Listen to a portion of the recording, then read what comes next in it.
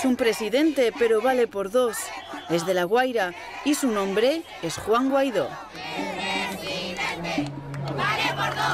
Donde quiera que va se repite la misma escena. El líder de la oposición, Juan Guaidó, se ha convertido en una especie de héroe nacional. Pero hasta hace un mes, muy pocas personas en Venezuela sabían su nombre. Desde el 23 de enero, cuando invocó una disposición constitucional para declararse presidente interino,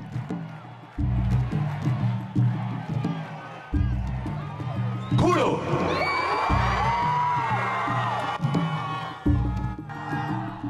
ha sido catapultado al estrellato.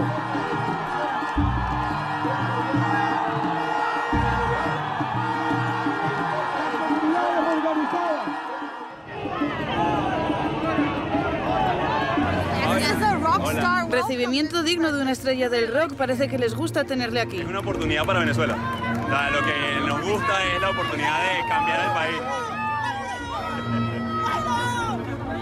Es lo que tenemos, conectado con la esperanza de cambiar todo un país.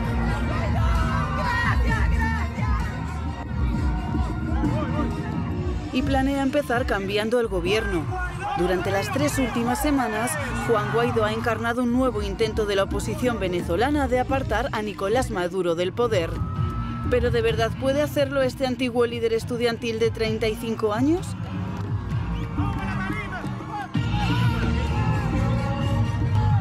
Tuve la oportunidad de conocer a Juan Guaidó después de uno de sus mítines en Caracas para hablar sobre el futuro incierto de Venezuela y de su turbulento presente.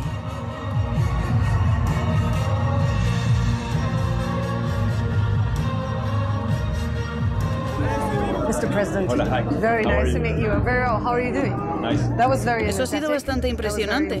Very Inspirational. Muy inspirador. Absolutely. conmovedor. Conmovedor, sí. Are you used to Ahora this se ha now? acostumbrado a Because, esto, es decir, usted era un líder estudiantil, un político, pero todo esto es nuevo. Sí, sí, esto es sin duda nuevo. Sin duda, pero tiene que ver con el momento que vive Venezuela. Un momento muy crítico, muy doloroso para todos, pero con ganas de salir adelante, ¿no? Un país que quiere creer en sí mismo y que esa es la muestra de que podemos salir adelante.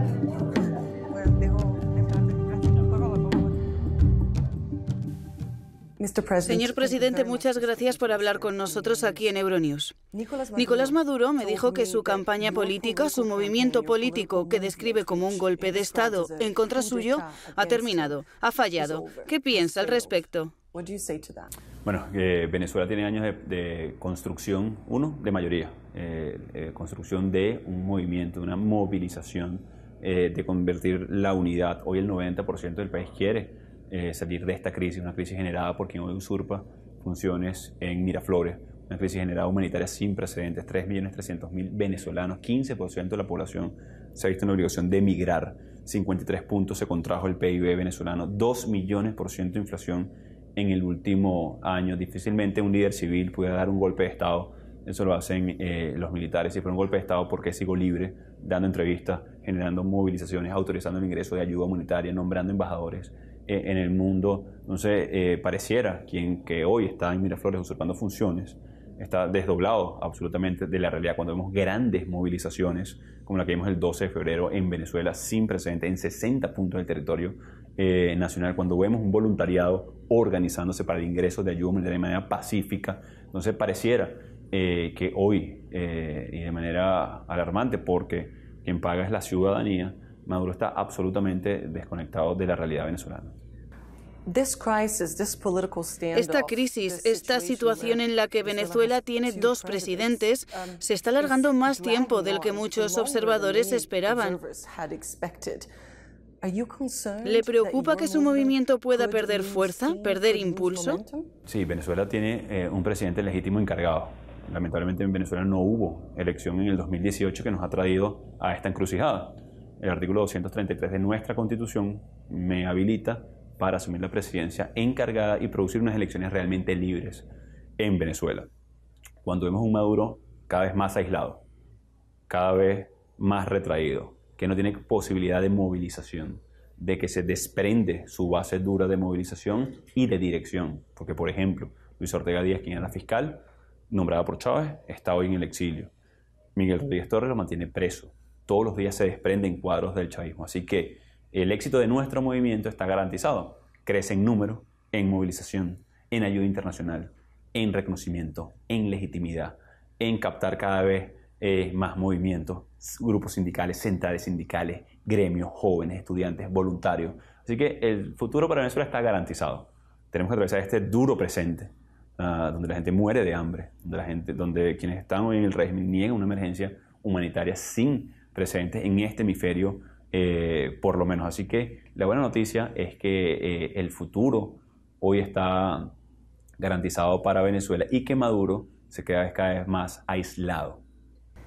Habla de un movimiento que está creciendo, que está recibiendo cada vez más apoyo.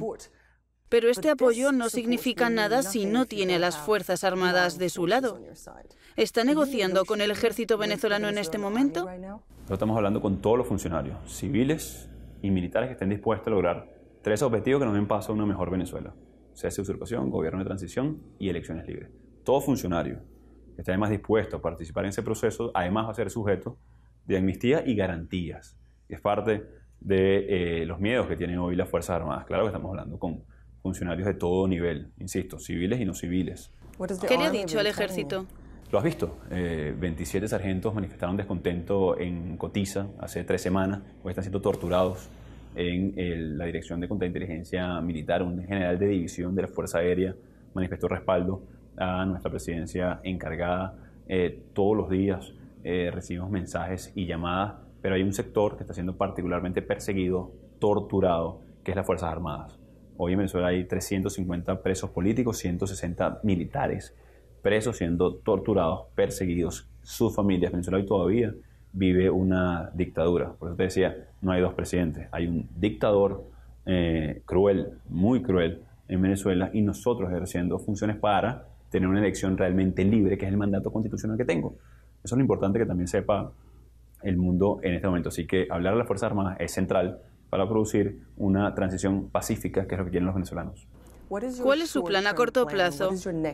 Que ingrese la ayuda humanitaria el próximo 23 de febrero. Nos va a atender contener la emergencia. Estamos también, y no lo hemos hablado entre líneas, probando a las Fuerzas Armadas a ver del lado de quién está, si el ciudadano, de la Constitución, o alguien que hoy usurpa funciones, y que incluso a la tropa profesional de las Fuerzas Armadas, a los cuadros de dirección media o a los mandos medios, los mantiene pasando hambre. No pueden vivir de su sueldo. Hoy el sueldo mínimo del venezolano es $6 al mes, es decir, no puede vivir nadie con $6 al mes, sino apenas sobrevivir. Así que esa situación no creo que le guste mucho ni a un militar, ni a un civil, ni a un enfermero, ni a alguien que pertenece al sindicato de transporte. Así que la situación en Venezuela es muy tensa porque un pequeñito grupo que se mantiene secuestrando parte de las armas de la República, la burocracia estatal, y todos los días nos hace más caro a los venezolanos el proceso de reconstrucción de la industria petrolera, el proceso de el montaje o remontaje del Estado de Derecho, de la libertad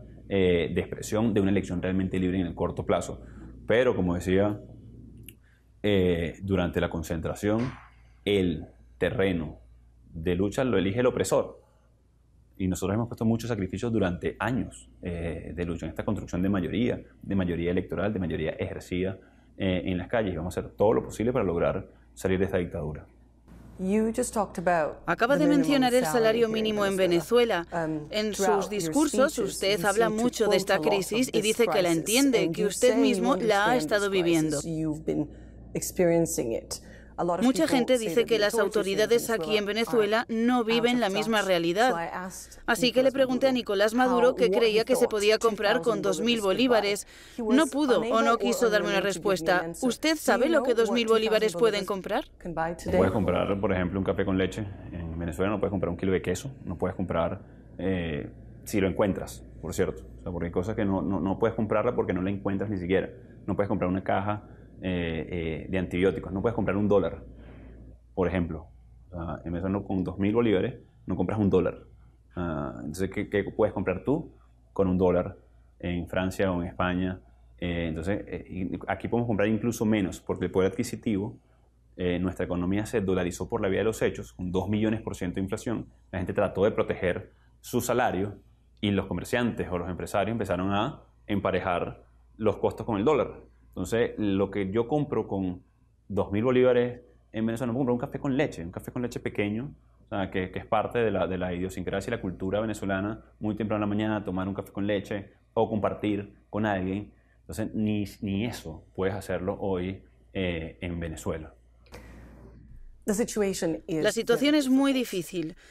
Algunos dicen que nunca ha estado peor. Algunos de sus aliados han dicho que van a apoyarlo hasta el final y todas las opciones están sobre la mesa, incluso una intervención militar. ¿Podría haber un baño de sangre, una masacre? ¿Todavía apoyaría eso? En Venezuela hoy hay un baño de sangre. En Venezuela hoy Caracas, nos estamos hablando tú y yo, es la capital más violenta del mundo. Del mundo. La segunda capital más violenta, o la segunda ciudad, perdón, más violenta del mundo es Valencia, que queda a 2 horas de aquí de Caracas. Y la quinta es Puerto Ordaz, que queda a 6 horas de aquí. Entonces, cuando hablamos de un baño de sangre, sobre todo la parte, o muy pequeña ya, de la izquierda internacional quisiera separar esto entre izquierdas y derechas, y que esto es un problema de un país que quiere hacerse de los recursos de Venezuela, porque es el país con las reservas petroleras más grandes del mundo. Hoy en Venezuela hay un baño de sangre, producto que es el país más violento del mundo. Producto que el FAES, que es una unidad especial de la policía y las Fuerzas Armadas, asesina a sangre fría, los busca en su casa manifestante y los mata. 70 en apenas una semana. Hay 150 asesinados en las protestas del 2017. Entonces es controversial que se hable de eso. Entiendo que lo dicen porque esto pudiera llegar a una supuesta guerra civil. En Venezuela no hay posibilidad de una guerra civil. Y debo decirlo, porque nadie está dispuesto a inmolarse con Maduro. Nadie está dispuesto a inmolarse a alguien que no tiene futuro político, que no es reconocido por el mundo, que no tiene el respeto ni la lealtad de sus subalternos, que rompió la cadena de mando al no haber sido electo para ejercer un cargo que no le corresponde. Entonces esa opción, con lo cual asusta a Maduro, y por eso todos los días hace ejercicios militares y trota y se muestra con la tropa, mientras que nosotros estamos movilizándonos con la gente, con un voluntariado muy pacífico, vestidos de blanco, buscando la ayuda humanitaria, buscando donaciones para atender la emergencia. Así que no hay una posibilidad de una guerra civil en Venezuela ni un derramamiento de sangre, porque uno pasa todos los días y nadie está dispuesto a inmolarse por alguien que no tiene ningún tipo de aglutinamiento ideológico ni siquiera, y está buscando cómo salvarse él y no proteger a sus ciudadanos, primero, el derecho a la vida, el derecho a la sana alimentación, el derecho a las libertades sindicales, incluso. Y cuando dicen, por ejemplo, que hay una potencia mundial que quiere hacerse de los recursos de Venezuela porque este es el país con las reservas más grandes, es absoluto desconocimiento. Es nuestro principal cliente histórico en todo este proceso. O sea, nuestro principal cliente en la factura petrolera que se lo vende Maduro y Chávez es los Estados Unidos. El segundo es la India. Entonces, es mucho desconocimiento decir que esto es por eso. No, nosotros se lo vendemos ya. Incluso Maduro se lo sigue vendiendo, porque es el que le paga la caja. Así que no hay posibilidades de eso en Venezuela cuando ya está pasando, cuando lo que estamos queriendo hacer nosotros es prevenir esa situación.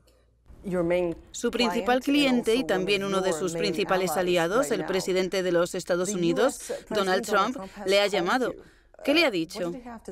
Bueno, me llamó el presidente Trump, como lo hizo el presidente Duque, incluso hace unos minutos, Sebastián Piñera, el presidente Emmanuel y los presidentes de Francia. También hemos hablado con todos. Y parte de lo que hablamos con Trump es el respaldo a la democracia, a nuestra Constitución, al movimiento que dignamente dirigen y soberanamente dirigen los venezolanos. Y afortunadamente también en apenas menos de 3 semanas que tengo ejerciendo el cargo, hemos ya tenido el respaldo y la confianza de casi 60 países del mundo, lo que le da a un país como Venezuela, con grandes recursos, con grandes oportunidades, la capacidad de recuperación económica pronta. ¿Hasta qué punto es importante el apoyo internacional? No, fundamental como es la movilización de nuestra gente. Hoy vivimos en una aldea global, hoy vivimos en un mundo absolutamente globalizado. Nuestro principal cliente en materia petrolera es los Estados Unidos, el segundo es la India, luego Rusia y China, porque le vendimos petróleo a futuro, en un negocio que hiciera hace algunos años Chávez. Entonces, este interrelacionamiento es fundamental para el desarrollo de mi país, de cualquier país en el mundo, y el soporte y la rápida confianza que hemos logrado. Hace unos días logramos $110 millones en apoyo de una coalición de casi 30 países en respaldo de la emergencia humanitaria en Venezuela. Eso creo que es muy importante, cosa que este régimen no va a poder hacer porque no tiene un elemento fundamental en cualquier sociedad, que es la confianza. Nicolás Maduro aún tiene algunos amigos importantes en el mundo. Hablo de China, Rusia. ¿Se ha puesto en contacto con ellos? ¿Qué dijeron? Sí, queremos hablar con todos. Venezuela, Rusia y China tienen importantes inversiones en Venezuela, a nivel petrolero, a nivel de algunas obras que ejecutaron incluso el gobierno chino a través de su Banco de Desarrollo. El 90%, por ejemplo, de esas obras que ejecutaron están paralizadas. Trenes, centrales, azucareras, entre otras cosas. 90% de obras, casi 60.000 millones de dólares invertidos, paralizados. Hoy Venezuela pasó de producir 3 millones de barriles de petróleo, 3 millones y medio de barriles de petróleo, a producir 1 millón de barriles de petróleo. Entonces, pragmáticamente, lógicamente, económicamente, financieramente, le conviene a Rusia que un país que es su socio comercial produzca de 3 millones a 1 millón. Creo que la respuesta es obvia. ¿Le conviene a un país como China que el 90% de lo que invirtió en obras estén paralizadas? Creo que la respuesta es obvia. O sea, como es obvio para los venezolanos que con Maduro no se come. No va a haber democracia, no va a haber confianza, no va a haber préstamos para la reactivación de la economía. Entonces, todo lo que hemos visto alternativo es simple propaganda impulsada por un régimen que se quedó sin amigos, que se quedó sin respuestas, que simplemente niega una crisis ante una situación irreversible en Venezuela. ¿Pero estos líderes cogieron el teléfono? ¿Usted consiguió que alguien le hablara de cambiar su opinión acerca de Maduro? Estamos haciendo lo posible para que lleguen los mensajes. Nicolás Maduro está bajo mucha presión, una presión internacional sin precedentes. Pero también parece muy complicada su posición. La Corte Suprema en Venezuela ha impuesto una prohibición para viajar, restricciones financieras, han bloqueado sus cuentas corrientes. Usted habla de que miembros de su familia han sido intimidados. ¿Está preocupado de lo que le podría suceder a usted o a su familia? En Venezuela, ejercer política o ejercer oposición te puede costar hasta la vida. Así le pasó a Fernando Albán, por ejemplo, que fue asesinado en manos del SEBIN.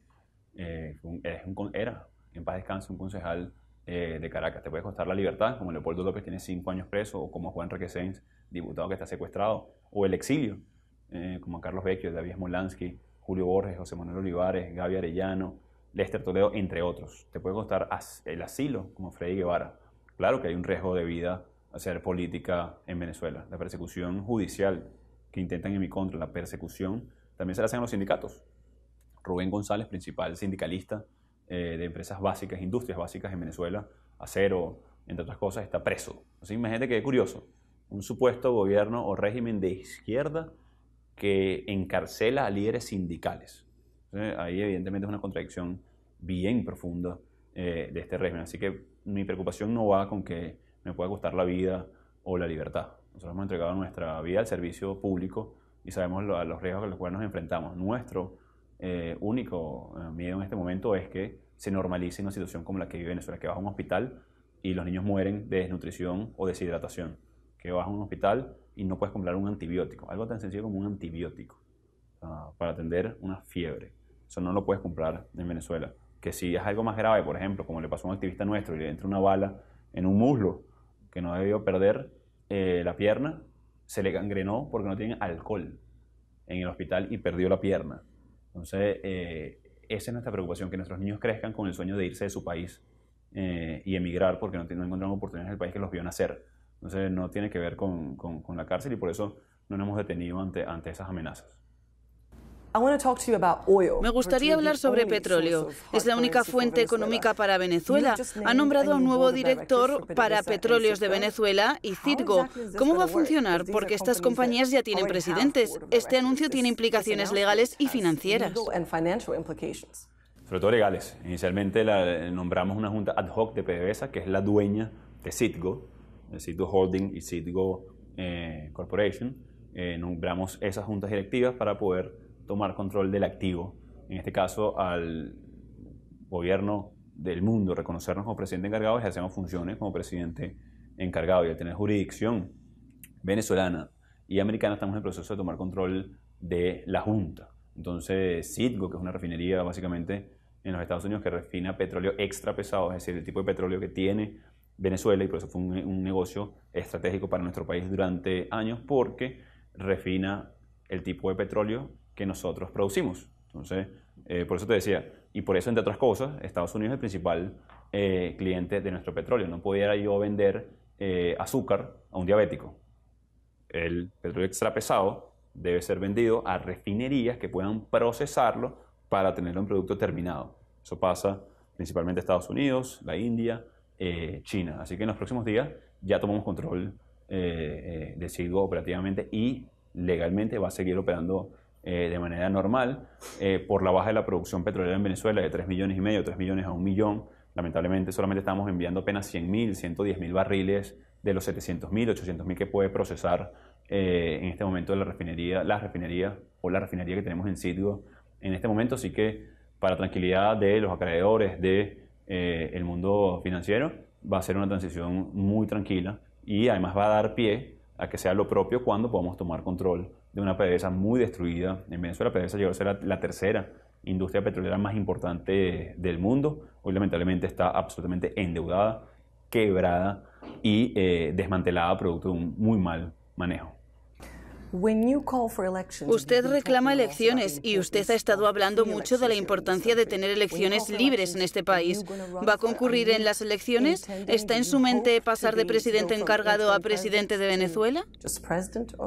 Mi rol en este momento es de articular a todos los sectores, es de coordinar, de liderar un proceso inédito, muy complejo, donde estamos enfrentando una dictadura, la persecución, el asesinato político, una crisis dramática social. Así que ese proceso de quién va a ser nuestro candidato, cuando digo nuestro, porque vamos a tener un solo candidato en todos los factores que hemos aglutinado a la Unión, debemos dejarlo para una vez cese la usurpación y logremos aglutinar a todos los sectores. Hablar en este momento de una candidatura más bien separaría. Entonces no es lo que quiere ningún venezolano en este momento. ¿Y qué es lo próximo para Venezuela? Felicidad, esperanza, la recuperación de nuestra industria, generar empleo, ser el país que siempre fuimos de brazos abiertos. Somos hoy todavía el país, por ejemplo, con la segunda colonia a nivel mundial más importante de italianos. Hoy son italo-venezolanos, de españoles, de colombianos en su momento. Fuimos un país de brazos abiertos, de puertas abiertas. ¿Por qué? Porque había muchas oportunidades, porque tenemos un clima privilegiado, porque tenemos las reservas petroleras más grandes del mundo, porque tenemos reservas minerales, potencial de industrias básicas. Entonces, ¿cuál es el futuro de Venezuela? Un futuro pleno de oportunidades una vez recuperemos nuestro Estado de Derecho, nuestras oportunidades, seguridad jurídica para que atraiga la inversión del mundo a Venezuela y un país de libertades. Señor presidente, muchas gracias por hablar con nosotros. Muchas gracias. Un placer.